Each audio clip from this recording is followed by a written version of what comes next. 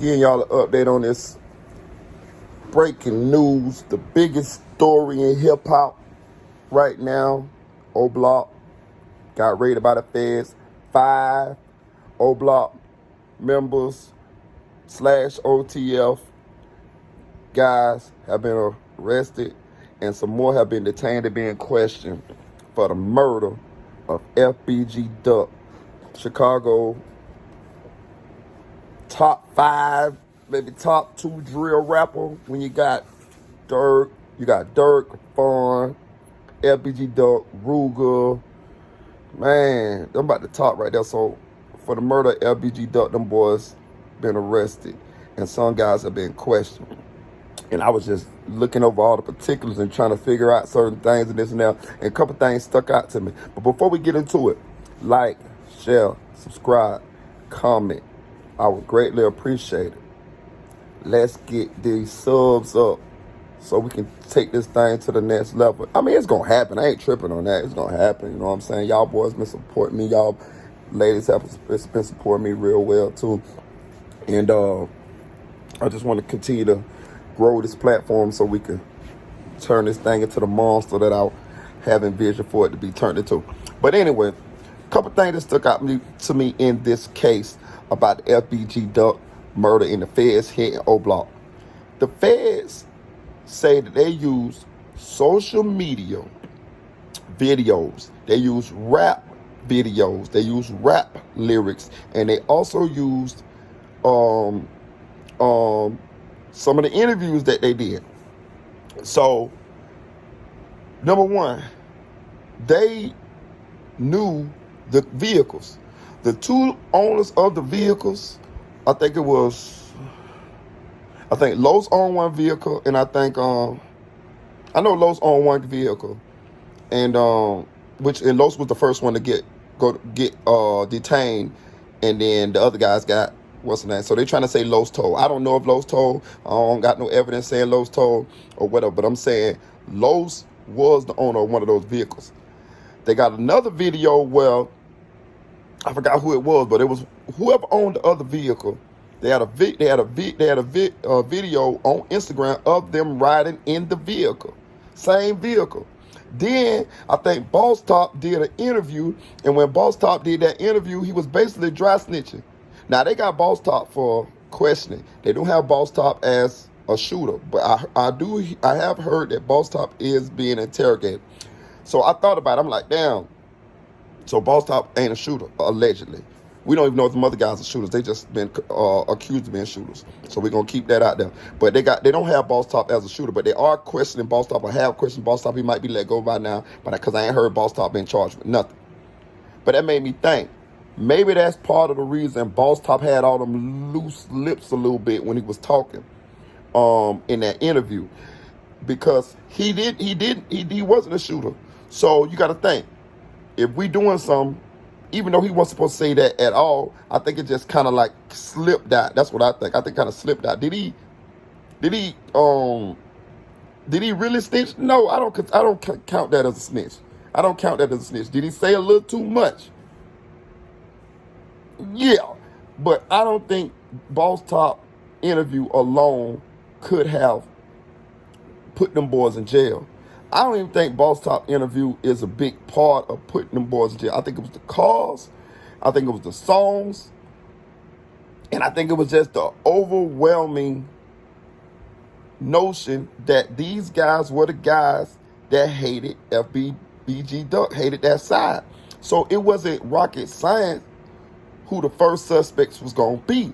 The internet had damn near put the FBG Duck case together. They just didn't have who exactly did what, but the internet, soon as when FBG Duck, R.I.P. him, was laying on that pavement outside that Dolce & Gabbana store, the internet had already found who they thought did it, directed everybody that way. Look over there, it was them. So the streets knew off top who the possible number one suspects was. So it didn't take much. And then allegedly they were the people. So you got to think, the first place the people going to look is O Block, because those are those guys' mortal enemies. They're the two most famous blocks in Chicago. They're the two most famous blocks in drill culture. They have been documenting their beef for years now. Years. So unless you've been under a rock, you knew who the mortal enemies of those guys was, and vice versa. So it was not no rocket science as to the first place to go look. But not only that, it was smoke. And then when there was smoke, it seemed to be fire. Because the car that, one of the cars, I think it was a Chrysler, we seen that car in a video, in an O-Block video. We see one of the O-Block members, that's their car. The other car is owned by another one of the O-Block members. The two cars that was used in the shooting happened to be two cars that was owned by two O-Block members. I mean, that ain't enough to convict you still, but I'm saying, when you got smoke, then you got fire, then you got all these things, it's a lot of circumstantial evidence that led their way. Now, another thing that stuck out to me,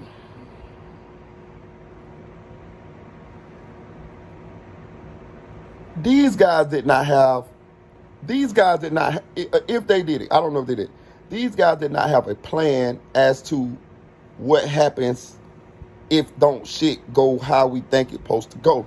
Like, let me give an example. To me, like, we like to think these people be master criminals and all this, oh, they got such and such amount of this and that.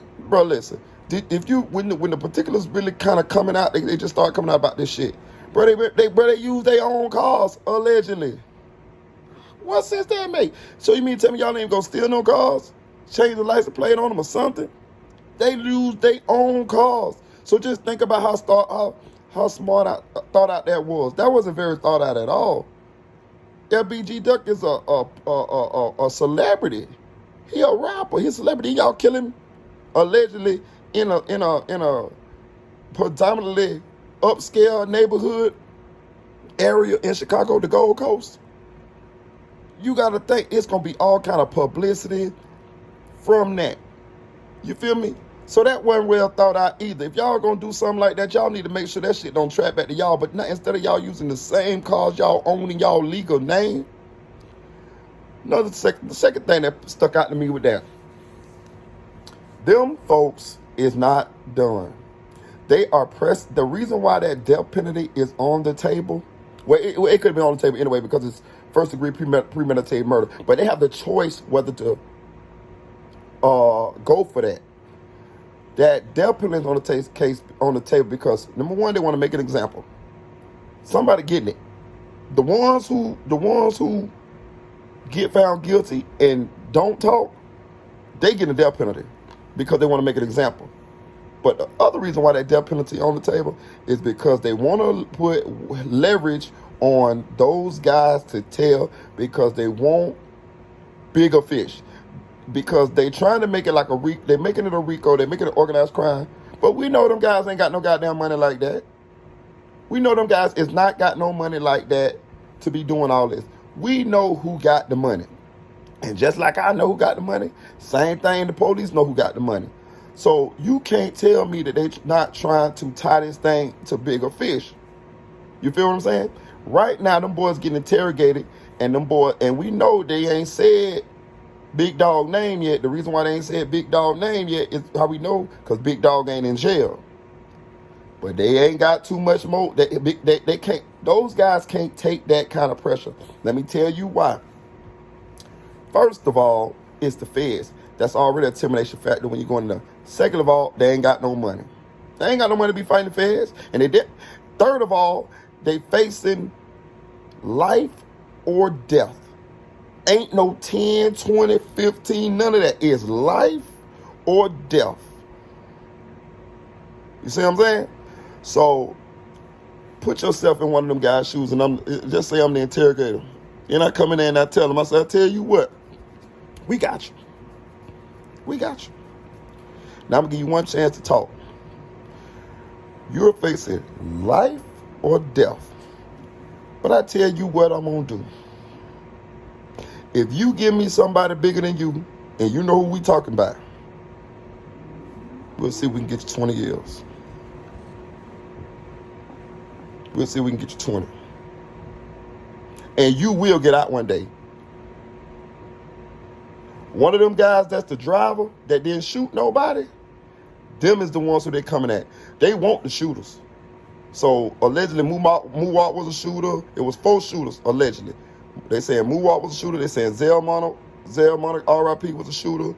And 2 more. I don't know who the other shooter was, but there's 2 more of those guys that they were saying were the shooters. Now, that means one of the shooters was a driver and one of them was just driving. That guy who was just driving, that's the one, I don't know who exactly it was, but the guy who was just a driver, that's the one who the police going to put the pressure on to tell. And that's the one who possibly gonna break, because he looking at like, damn, I ain't even shoot nobody, I was just a driver. Why I gotta get the death penalty for just driving? Or why I gotta get the death penalty for not even being a shooter? You know what I mean? That's the rationale. That's the rationale of somebody may have in that position. I'm just saying. He might not. He might be like, fuck it, I'm a thug. I'm going all the way out with my boys. But I would bet $10 to a bucket of shit that just like FBG Duck light probably flashed before his eyes, those guys' lives are flashing before their eyes right now. And I want to bring it to another point. Sometimes, well, a lot of times, when you hate something so bad, it can cause your own destruction. And you need to be careful with those emotions. That's why people let shit go. See, people be like, when you get older, you realize you got to let certain shit go. People be like, oh, they soft this and that. Let me tell you something. Let them just walk you down memory lane. You know how many people I done fucked up in life? A lot. A lot of people. Never killed nobody, or none of this shit like that there. But I'm saying I have harmed people, and I'm not proud of that at this point because I'm a mature man at this point. But I'm saying in my younger days, I have harmed people. You feel what I'm saying? I have done that shit, so I understand. I see both sides of that shit. But that shit come back on you. That shit come back on you. And when you realize that sometimes it's better to let shit go, because if you don't, it could cause your own downfall. You feel me? Now, in certain situations, there's certain things happen that you ain't got no choice. You got to handle your business. You got to take care of yourself. You got to protect yourself. You got to protect your family. I get it. But I'm just saying, certain situations where, oh, he said something slick to me, and he don't know who I am. Don't nobody talk to me like that. I'm going to go do this and that to him, this and that there. Then you go say whatever you say back to him, and then he say what he say back to you, and then y'all him get into it, and then you shoot him and he die, and then you go to prison for the rest of your life, or he shoot you and you die, and he go to prison for the rest of his life. Then when it's all said and done, what was it really about? Nothing. It was really for nothing. So, like I said, man, like, share, subscribe to this channel. We're going to keep bringing you the heat. We're going to keep bringing you the real. We're going to keep bringing you the updates on this shit. You know what I'm saying? As you grow older, you realize some of the stuff that you did when you was younger was stupid. I'm not saying what they're doing is stupid. I'm saying they're waking up to the reality of the life that they were living was not healthy for them.